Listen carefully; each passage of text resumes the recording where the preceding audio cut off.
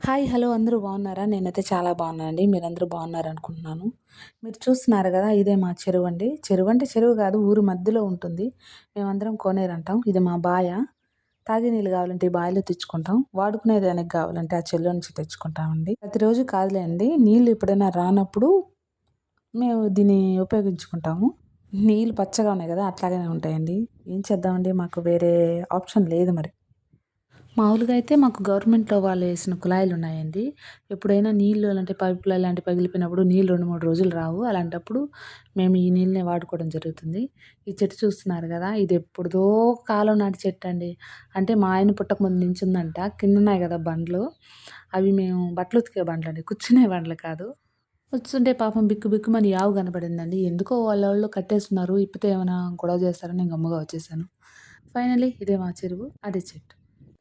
ఇంక ఇంటికెళ్ళిపోదామని వచ్చేస్తుంటే, మధ్యలో ఇవి కనబడ్డాయండి. గుర్రపు టెక్క. భలే పచ్చగా ఎంత అందంగున్నాయంటే బ్యూటిఫుల్‌గా ఉంది. ఇంతకుముందు ఆ చెరువంతా కూడా ఇవే ఉన్నాయి.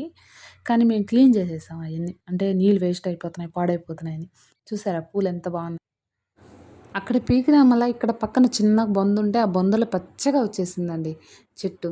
ఇక్కడ పొలిమేర దేవత గంగమ్మ ఉంది చూడండి. ఓకే అండి. బాయ్.